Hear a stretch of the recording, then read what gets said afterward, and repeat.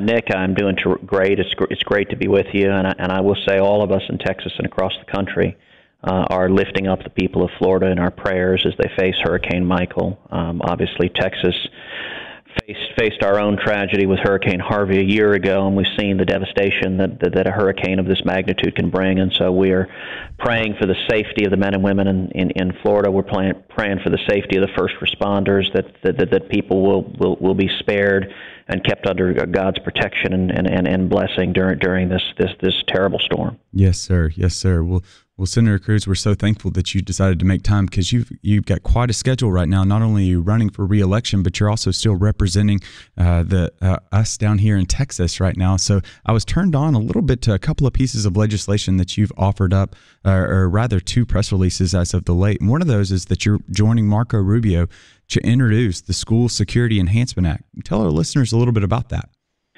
Well, that is focused on the need we have to make our schools safer. You know, every one of us has been horrified by the school shootings we've seen in Texas and across the country. Santa Fe High School is just about 45 minutes from my house, and I was at home that morning when that shooting occurred, about 7:30 in the morning, and so I just got in the truck and headed down to Santa Fe. Spent the entire day there with the students and parents and first responders and teachers, and there's something profoundly disturbing that we live in an environment where kids face a very real threat of physical violence and a threat of murder in schools. And so the school safety amendment that I've introduced is legislation that will allow federal funds to go to making our schools safer, to allow federal funds to go to hiring police officers to be physically present on school campuses, armed police officers that can stop a potential assailant, allow the funds to be used to improve physical infrastructure, things like reducing the number of entrances to a school. And, you know, most government buildings have one or two entrances. They don't have 30, 40, 50 like most schools do. Mm-hmm. Shrinking the number of entrances so that any potential assailant comes past law enforcement where you can stop them before they can harm the kids. Doing things like allowing funding for metal detectors where local officials think that's appropriate and needed in the school, and also allowing fundings for things like hardening the doors to the classrooms, so that they're in both Santa Fe and Parkland.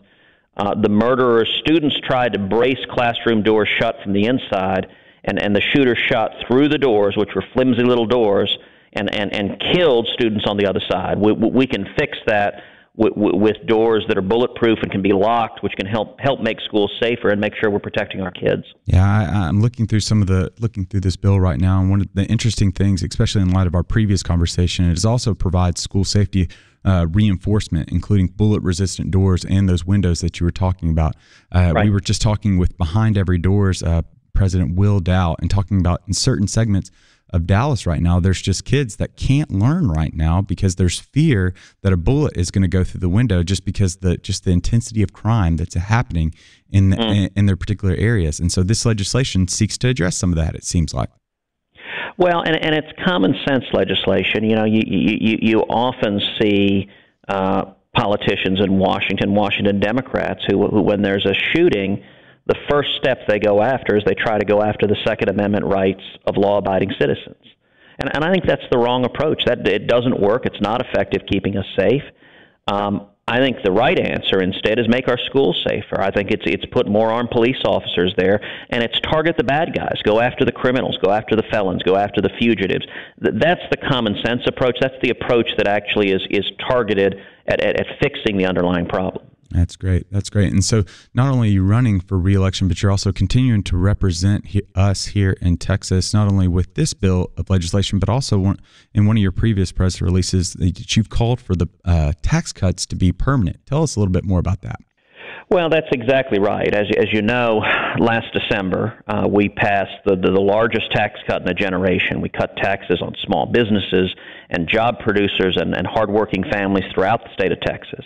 And the result has been phenomenal. The Texas economy is booming. Mm-hmm. We've seen over 4 million new jobs in the last 2 years. And when the tax cut passed, I remember the next weekend, Bernie Sanders went on one of the Sunday shows. And Jake Tapper asked him, said, this tax cut cuts taxes for middle-class taxpayers all across America. Isn't that a good thing? And Sanders responded, of course, it's a great thing. And he said, the problem is it doesn't make the individual tax cuts permanent. Well, I saw that, and I took that clip. I promptly retweeted it. And I said, Bernie, I agree with you, and I have filed legislation to make the individual tax cuts permanent. I said, Bernie, join me. If the two of us join forces, we could get this passed in a week. Well, unsurprisingly, it was absolute crickets from Bernie Sanders, not a word. And the House just recently took up and voted on legislation very much like the legislation I introduced to make the individual tax cuts permanent. And virtually every House Democrat voted no. My opponent in the Senate race, Congressman Beto O'Rourke, voted no, voted against making the individual tax cuts permanent, because the truth of the matter is Bernie Sanders and Beto O'Rourke and the Washington Democrats, they want higher taxes. They want your taxes to be higher. That's not good for Texas, and that's not what the people of Texas want. Yeah, I think one of the interesting things that's important, and I'm sure you can speak to this, it's really is who can spend your money the best. Yes. Just really empowering individuals to be able to. So I think about Behind Every Door organization, believing it to be true that individuals that want to help the communities, not necessarily through government support, but also through some of these local intermediary institutions, can help organizations and specifically help communities to be able to flourish. Well, Nick, that's exactly right. And you know, I'll tell you, the legislative accomplishment that I'm most proud of in my time in the Senate concerns precisely that. And it was part of the tax cuts we passed in December.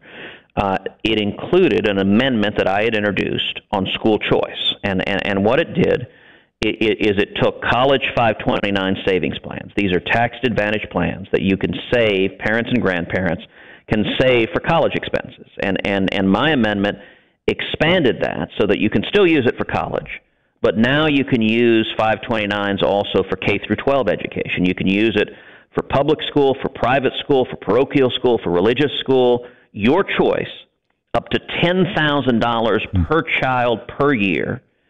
And it ended up passing on the Senate floor 50-50. Actually, Vice President Pence had to come at 1 a.m. and break the tie to pass it into law, and it is the most far-reaching federal school choice legislation that has ever passed. It benefits potentially up to 50 million school kids across this country. And of all of the things I've been blessed to be a part of achieving for the people of Texas, that's the one that for me is the most meaningful.